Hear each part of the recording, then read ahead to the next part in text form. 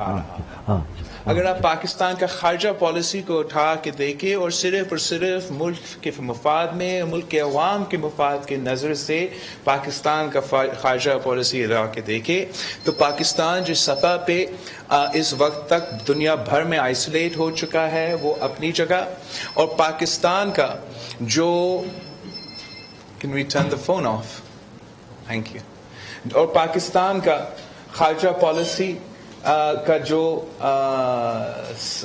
Position ہے وہ آپ سب کے سامنے ہے، اور اس مشکل حالات میں ہم سب پہ، ہر قائد پہ یہ فرض ہے کہ ہم ان حالات کو سنبھالیں اور پاکستان کو اس کرائسس سے نکالیں، مزید کرائسس پیدا نہ کریں، آئینی بحران پیدا نہ کریں، تصادم کا خطرات پیدا نہ کریں، اور جو قانونی آئینی جمہوری طریقہ کار ہے وہ اپنایا جائے۔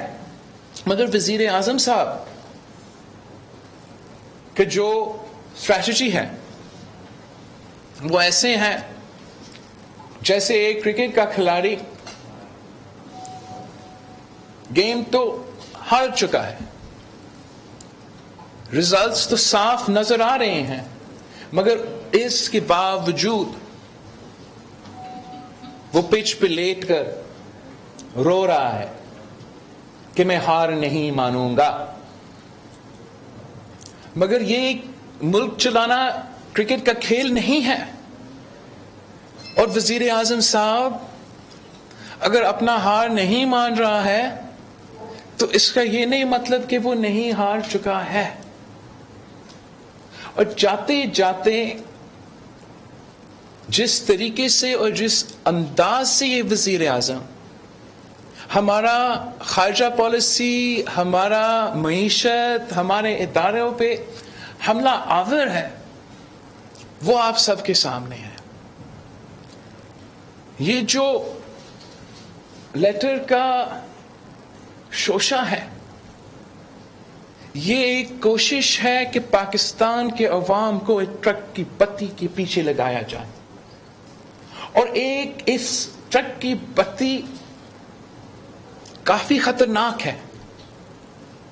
وہ چاہ رہا ہے کہ ایک جھوٹ کی بنیاد کے عوام کو ورگلائیں، اور اگر کوئی عام آدمی سڑک پہ یا کوئی اور یہ کام کر رہا ہوتا تو اس کا کوئی نقصان نہیں ہوتا، مگر وزیر اعظم پاکستان کے حیثیت سے جب یہ کام کیا جاتا ہے تو پورا ملک کا نقصان ہوتا ہے۔ اس وزیر اعظم نے عام ڈپلومیٹک پروسیسز کو متنازع بنایا ہے۔ ہم پوچھتے ہیں اگر خان صاحب 23 فروری کو رشیا پہنچتا ہے تو کیا 23 فروری سے پہلے ہم شہباز شریف کے صاحب کا گھر گئے تھے اس پیشکش کرنے کے لیے؟ اس سے بھی پہلے جنوری میں پاکستان پیپلز پارٹی کی CEC رکھی گئی تھی جہاں میں ہمارا عوامی مارچ اور عدم اعتماد کے فیصلے لیے گئے تھے۔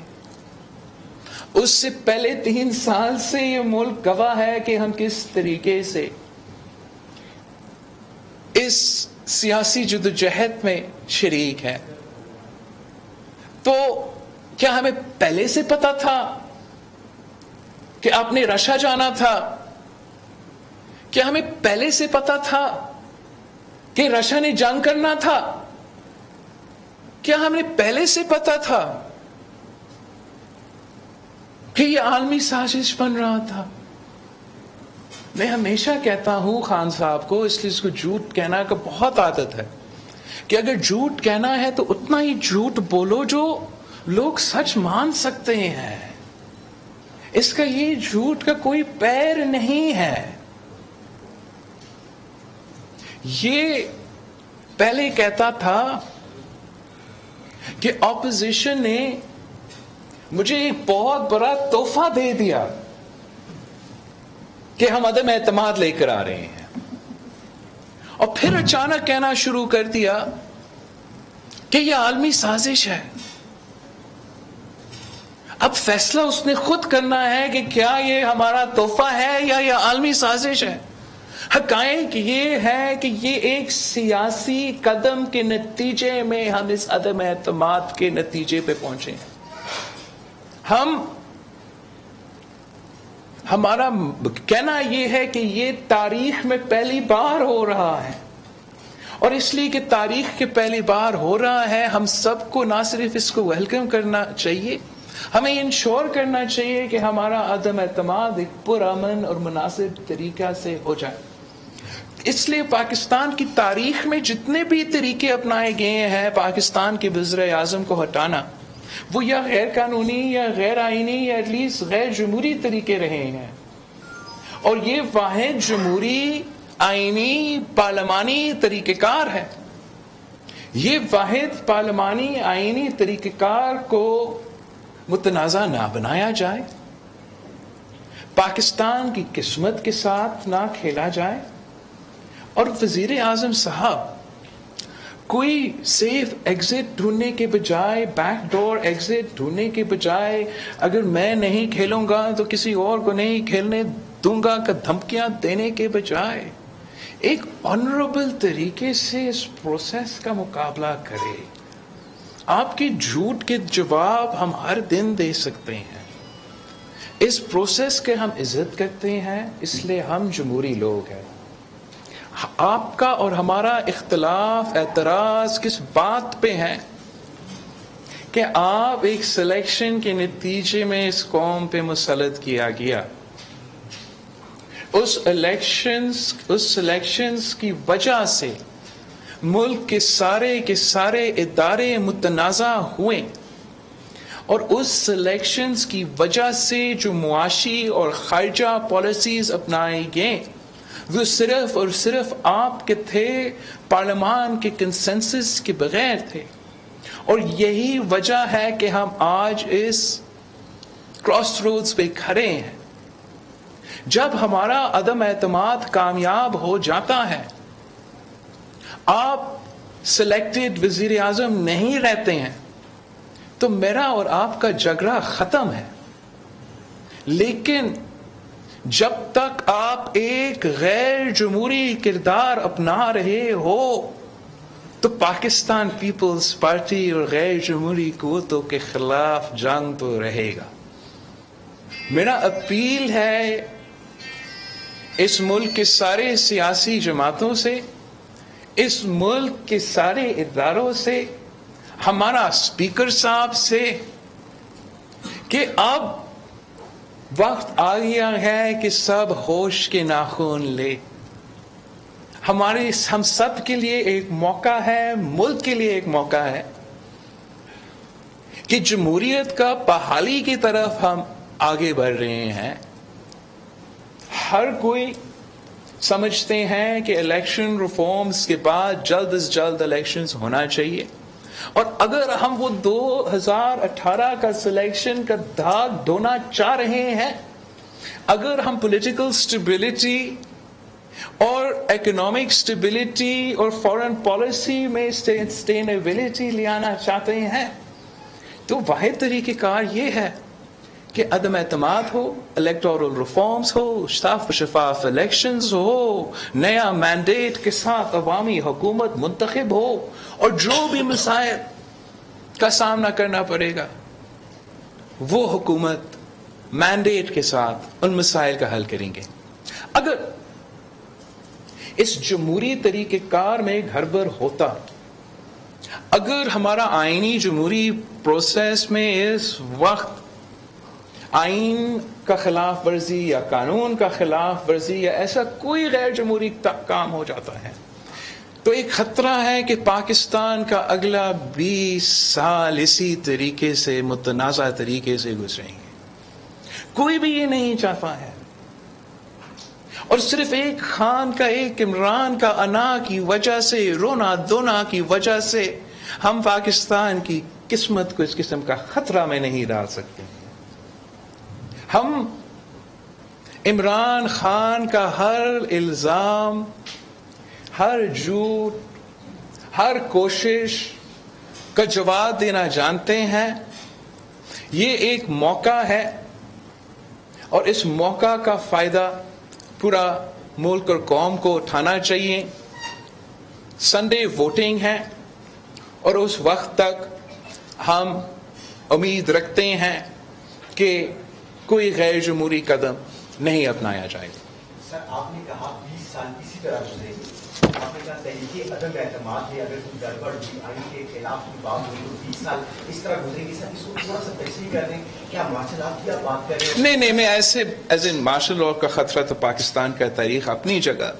جو میں کہنا چاہ رہا ہوں کہ پاکستان ایک کوگمائر میں ہم ابھی اس وقت پاکستان کی سیاست پاکستان کے معاشرے ہم اس پہ چیز میں پھنسے ہوئے ہیں, اور اس سے نکلنے کے لیے جو ایک موقع ہمارے سامنے ہے وہ یہ عدم اعتماد اور جمہوری پروسیس ہے, جس سے جو کافی زیادہ مسائل 2018 کے سلیکشنز میں ہوئے تھے وہ پیدا ہوئے, وہ ایڈریس ہو سکتے ہیں, اور ہمارا ایسا جمہوری قانونی آئینی سسٹم ہو جو آگے جا کے صاف و شفاف الیکشنز کے نتیجے میں ایک ایسا مینڈیٹ والا حکومت لے کر آئے جو ہمیں ان مسائل سے نکال سکے. اگر خدا نخواستہ کسی بھی وجہ سے ہمارا پروسیس جمہوری طریقے سے, جو خان صاحب دھمکیاں دے رہے ہیں کہ وہ ہار نہیں مانیں گے, وہ یہ کرے گا, وہ ہر دن کوئی نیا دھمکی آتا ہے نا, یہ بچگانہ بات ہے. اگر خان صاحب ایک آنریبل آدمی ہوتا, وہ آنریبل انداز سے اپنا یہ ہار مان لیتا اور آگے بڑھتا, اور اب بھی اتنا ہی امکان ہے کہ وہ جتنا بھی چیخے اور جتنا بھی روئے ہم اسی طریقے سے نکلے. لیکن اگر خدا نخواستہ یہ اتنا اس حد تک کوئی غیر قانونی قدم اٹھایا جائے, ہمیں یہ موقع نہ ملے کہ ہم الیکٹورل ریفارمز اور عدم اعتماد کا پروسیس سے گزرے, تو خدشہ یہ ہے کہ یہ جو بحران آپ دیکھ رہے ہیں خاص طور پہ پچھلے 3 سال سے, کہ وہ کافی دیر تک یہ بحران کسی نہ کسی نتیجے میں جا سکتا ہے. صاحب کو جو دیا 1 لاکھ آدمی جمع کرنے کا, اس کے بعد بعض حلقوں میں یہ خدشہ ظاہر کیا جا رہا ہے کہ شاید کوئی ہنگامہ آ رہی ہوگی جس کو بنیاد بنا کر اسپیکر اس بات کو ووٹنگ کا پروسیس جو ہے اس کو ڈیلے کر سکتے ہیں, ملتوی کر سکتے ہیں. ایسا اگر ہوتا ہے تو پھر آپ لوگوں کی پسند کیا؟ یہی غیر جمہوری اور غیر آئینی ایک حرکت ہوگا, اور جہاں سپریم کورٹ کا آرڈر موجود ہے کہ اس قسم کا کام تو ہونا ہی نہیں ہے, اور ہم سارے پارٹیز پابند ہے کہ ہم اپنا فورس کے تھرو اور اس طریقے سے تھرو, تو میں امید کرتا ہوں کہ کوئی کنٹیمپٹ آف کورٹ کرنے کے لیے تیار نہیں ہوگا, اور اس قسم کا خطرہ پیدا نہیں ہو سکتا ہے. اگر کوئی ایسا سوچ رہا ہے تو اس کا کانسیکوینسز کافی سیویئر ہے. صاحب آج وزیر اعلیٰ کے پی کی ایک آڈیو سامنے آئی ہے جس میں واضح طور پہ وہ لوگوں کو کہہ رہے ہیں کہ تمام حلقوں میں آپ اپنے جو منسٹرز اور ایم پی ایز ہیں کہ آپ نکلیں, باہر نکلیں اور احتجاج کریں. جو لوگ پی ٹی آئی چھوڑ کے گئے ہیں ان کو غدار ڈکلیئر کریں اور باقاعدہ ویڈیوز بنا کے میڈیا کو جاری کریں, اور اس کو انہوں نے آن بھی کیا ہے کہ جہاد میں سب جائیں گے. اب تو وہ مارا ماری اور انارکی شروع بھی ہوگی.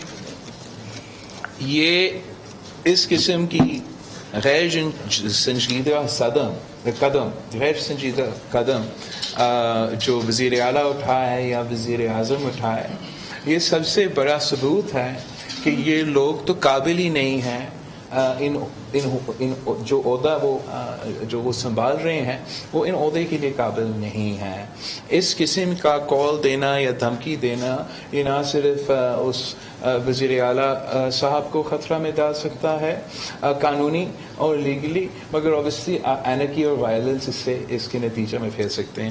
میں اس پہ ایک پوائنٹ کلیئرفائی کرنا چاہ رہا ہوں کہ آپ کو پتہ ہے کہ ہمارا کانسٹیٹیوشن میں جو آرٹیکل 6 ہے وہ after the 18th amendment coffee clear اور بڑا واضح انداز میں لکھا گیا ہے, اور اس کا کافی براڈ اسکوپ ہے. اٹ از وہ جہاں ہمارا کانسٹیٹیوشنل پروسیس کا سوال آتا ہے اور ہمارا کانسٹیٹیوشن کا سوال آتا ہے, اور ہمارا کانسٹیٹیوشنل پروسیس میں کوئی مداخلت کرنے کی خطرہ یا سیبوٹاج کرنے کی بات ہے, وہ کافی براڈ ہے. اور میں خاص طور سمجھتا ہوں کہ جہاں ذکر ہے कि by use of force or by show of force of any other under constitutional means our constitution is undermined. वो clause इसी किस्म की बात को cover करेगा कि अगर साथ साथ हम मुल्क का सबसे बड़ा इलेक्शन करवा रहे हैं वजीर आजम का हमारा आइन के कानून के तहत और उसको सैबोटाज करने के लिए आप बंदे प्रोड्यूस करने हैं i.e. a show of force or a display of force to try and undermine or deter that constitutional process or our constitution. तो आपको ये तो जो आप शायद अभी वो समझ रहे हैं कि सिर्फ एंटी टेररिज्म का पर्चा उन पे कटेगा या वायलेंस का पर्चा, उन पे तो आर्टिकल 6 कटने वाला है. और ये ना सिर्फ वजीर आजम पे, वजीर आले पे, वो इलेक्टेड नुमाइंदे जो लोग लेकर आके इस किस्म का एक्टिविटी में. इमरान खान ने मुल्की खारजा पॉलिसी तबाह कर दी. पाकिस्तान दुनिया भर में तनहा हो चुका है. हारने के बावजूद इमरान खान पिच पर लेटे हुए हैं. ऐसा कहना पीपल्स पार्टी के चेयरमैन बिलावल भुट्टो जरदारी का, जो कि इस्लामाबाद में प्रेस कॉन्फ्रेंस कर रहे हैं. और अभी वक्त हुआ है ब्रेक.